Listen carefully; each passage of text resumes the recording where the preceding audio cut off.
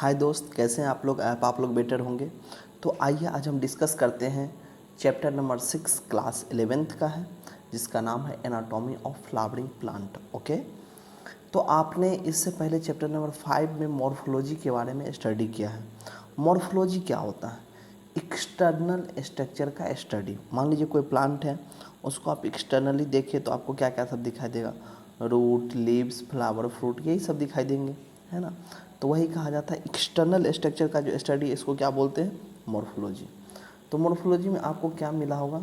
कुछ कैरेक्टर ऐसे होंगे जो सिमिलर होंगे और कुछ कैरेक्टर क्या होंगे जो डिफरेंट होंगे। वही बात कर रहा है, जो सिमिलरिटी और वेरिएशन आपको देखने को मिला होगा किस में? मॉर्फोलॉजी में, जिसमें किसके बारे में पढ़ना है? एक्सटर्नल स्ट्रक्चर के बारे में। ठीक है, तो ये कह रहा है जो बोथ प्लांट और एनिमल दोनों में आपको डिफरेंस देखने को मिल जाएगा।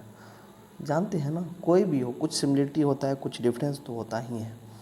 अब जो अगला पार्ट है उसमें हमको स्टडी करना है इंटरनल स्ट्रक्चर के बारे में। किसके बारे में? इंटरनल स्ट्रक्चर के बारे में। तो इंटरनल स्ट्रक्चर के बारे में हम देखेंगे जो कुछ चीज़ इसमें भी आपको सिमिलर दिखाई देंगे और कुछ डिफरेंस दिखाई देंगे। तो यही जो इंटरनल स्ट्रक्चर का स्टडी है, इसी को हम क्या बोलते हैं? प्लांट के अंदर इसको क्या बोल दिए? एनाटॉमी। ठीक है, इंटरनल स्ट्रक्चर का जो स्टडी है प्लांट का, उसको क्या बोल दिए? एनाटॉमी। ठीक है, अब अगला टर्म क्या कहा जाता है? सुनिए, अगला टर्म कहा जाता है क्या? जो प्लांट जो है, आप जानते हैं ना प्लांट बना होता है किसका? सबसे पहले तो स्मॉलेस्ट यूनिट क्या है उसका? सेल है। ये सेल बाद में बहुत सारा सेल मिल करके क्या बनाएगा?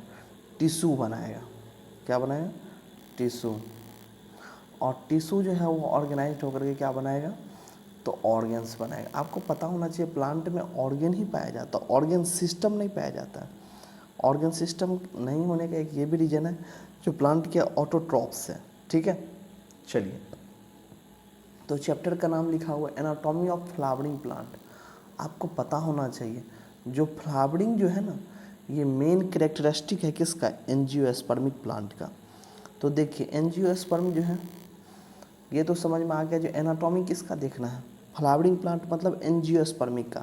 दुनिया में 5 तरह के प्लांट हैं: algae, bryophyte, pteridophyte, gymnosperm, angiosperm.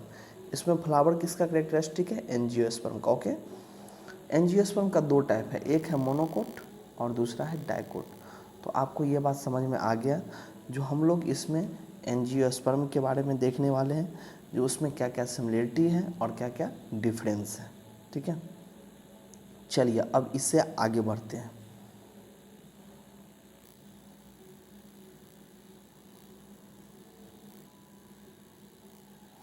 आगे अब स्टडी करना है टिश्यू के बारे में। ठीक है, तो देखिए टिश्यू क्या है? Group of cell. ठीक है, जिसका ऑरिजिन क्या है? कॉमन है और परफॉर्म ये करता है क्या? Common function.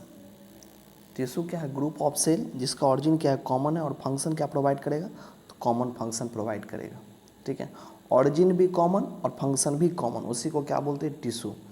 टिश्यू आपको पता होना चाहिए, प्लांट जो है वो डिफरेंट टाइप्स ऑफ टिश्यू से मिलके बने होते हैं।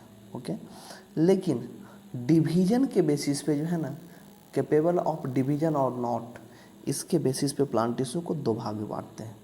एक है जिसका नाम है मेस्टमेटिक और दूसरा है परमानेंट। ओके, समझ में आ गया ना बच्चा लोग? कोई दिक्कत है ना? का सोचते नहीं लौटेंगे? भरम है भरम, जब तक इस चैप्टर को तोड़ेंगे नहीं तब तक छोड़ेंगे नहीं। इस चैप्टर में बहुत ही अकड़ है रे तोरा में। रुक जा, तोड़ के दिखाते हैं। पूरा एनाटॉमी को धुआं धुआं कर देंगे दोस्त, बस पढ़ते रहो। अब देखिए मेस्टमेटिक और परमानेंट। मेस्टमेटिक ऐसा सेल है जो डिवाइड करेगा और परमानेंट ऐसा है जो डिवाइड नहीं करेगा। ठीक है, देखिए यहाँ पे लिखा हुआ है मेस्टिम जो है, इसका मतलब ही होता है डिवाइड्स। ठीक है, तो प्लांट जो है डिफरेंट काइंड्स ऑफ मेरिस्टेम्स इसमें पाया जाता है प्लांट में। ठीक है, आप जानते हैं ना, जो पेड़ जैसे ऊपर के जैसे देखिए, ये मिट्टी के अंदर रूट और ये हुआ सूट। तो रूट जो निकला, इसके भी अगर टर्मिनल पोजीशन पे ये जो है, यहाँ पे अगर मेस्टमेटिक प्रेजेंट है और यहाँ पे मेस्टमेटिक प्रेजेंट, तो यह सब क्या है? करवाएगा, ग्रोथ करवाएगा, प्लांट के लेंथ को बढ़ाने में हेल्प करेगा।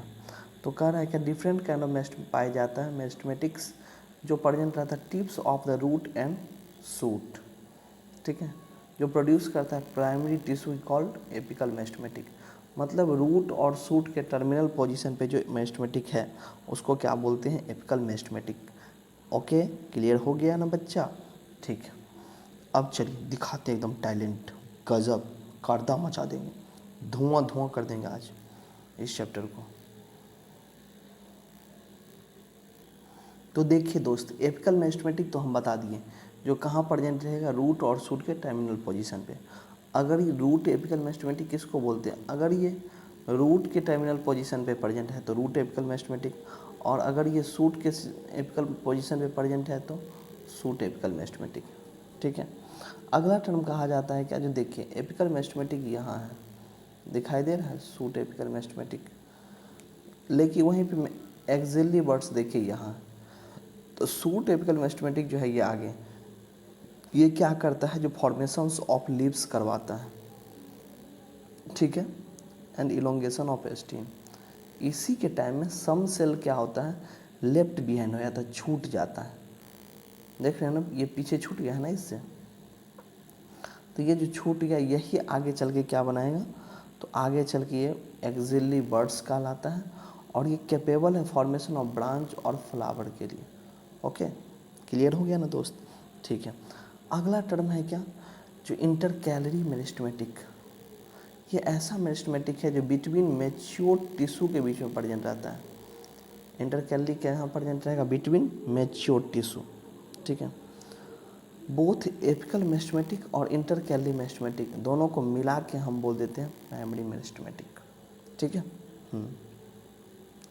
तो प्राइमरी मेरिस्टेमेटिक समझ में आ गया, एपिकल मेरिस्टेमेटिक और इंटरकैलरी दोनों मिला के क्या होता है, प्राइमरी मेरिस्टेमेटिक। एक्सिलरी बर्ड्स किसका फॉर्मेशन करेगा, तो ये फ्लावर और ब्रांच का फॉर्मेशन करेगा, ठीक है। ठीक है, चलिए, तो यहाँ तक क्लियर हो गया।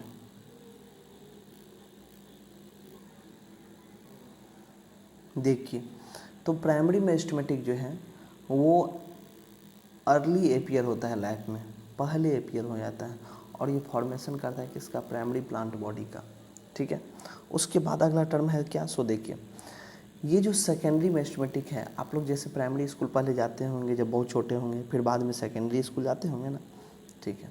तो वैसे ही कहा जाता है सेकेंडरी जो है उसका दूसरा नाम है लेटरल मेरिस्टेमेटिक, या फिर इसको सिलेंड्रिकल मेरिस्टेमेटिक भी बोलते हैं, ठीक है।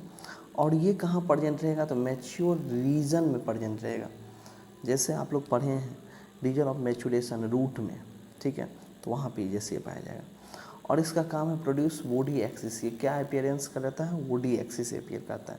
इसका एग्जांपल क्या है, वेस्कुलर कैम्बियम, कॉर कैम्बियम, ठीक है, ये सब इसका इंटरफेस्कुलर कैम्बियम, ये सब का फॉर्मेशन करता है, जो हम आगे पढ़ेंगे, ठीक है।